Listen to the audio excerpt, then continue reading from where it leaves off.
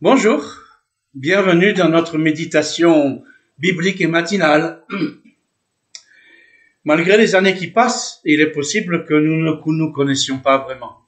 Il y a pourtant quelque chose qui nous réunit, je pense, tous. C'est que nous avons été des enfants. Tous autant que nous sommes. Certains l'ont oublié, d'autres ont rejeté la part d'enfance qu'il y avait en eux. D'autres, par contre, seraient curieux de savoir ce que l'enfant qu'ils ont été penserait de l'adulte que nous sommes devenus. Et donc, perdu dans ces méandres,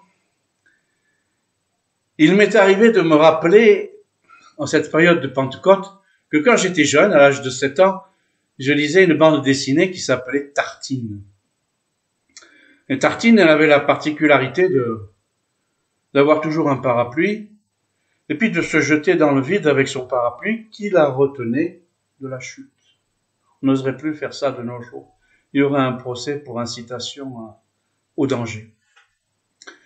Et donc ça m'étonnait parce que j'avais assez rapidement vu que c'était pas possible. Plus tard, en réfléchissant, et je suis devenu parachutiste à Courbessac en 1978, j'ai compris que ce qui faisait le parachute, c'était pas l'arrondi, c'était le trou de la cheminée. Et c'est ça qui fait que cette espèce de toile vous retient et vous accompagne dans votre chute. Le para, en grec, veut dire à côté d'eux. Plus tard, vers 14 ans, j'ai reçu une instruction religieuse protestante et on m'a présenté le paraclet. Et à cause du fait que je fais souvent des jeux de mots et que je cherche des associations d'idées, j'ai trouvé que paraclet, c'était pas très loin de parachute.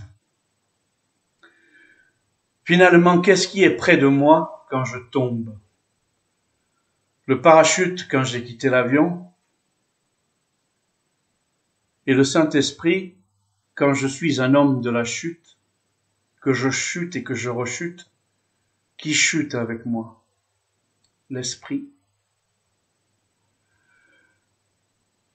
Dans la Bible, dans l'évangile de Jean, au chapitre 14, on peut lire: « Si vous m'aimez, vous suivrez mes enseignements. Et moi, je demanderai au Père de vous donner un autre défenseur de sa cause, afin qu'il reste pour toujours avec vous. C'est l'Esprit de vérité, celui que le monde est incapable de recevoir, parce qu'il ne le voit pas et ne le connaît pas. Quant à vous, vous le connaissez, car il demeure auprès de vous et il sera en vous.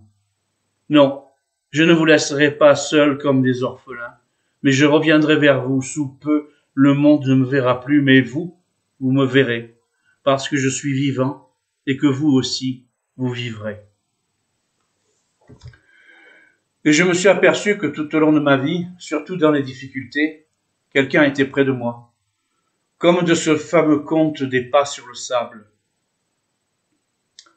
où il y a certains moments où il y a 2 traces de pas, à d'autres moments il n'y a qu'une trace de pas.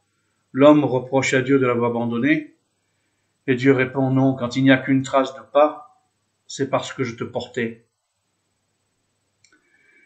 Et ainsi donc, ces derniers temps, ce paraclète s'est imposé à moi comme celui qui m'accompagne depuis toujours, inlassablement. Et cette notion de consolation, ce qui m'inquiète, c'est qu'elle a été vulgarisée. Elle peut être mièvre. Je te console, oui, je t'accompagne, j'ai de la compassion, je peux rien pour toi, mais je suis près de toi. Parfois insipide. Tu sais, ça aurait pu être pire.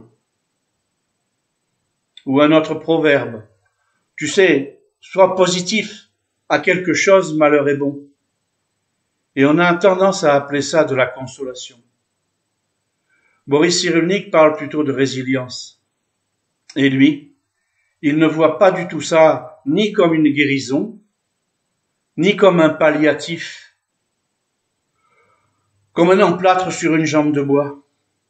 La consolation, c'est beaucoup plus près de la consolidation. C'est beaucoup plus près de la régénération. Celui qui vous console vous fortifie, participe à vos efforts. Dans quel but? De se reposer? D'attendre?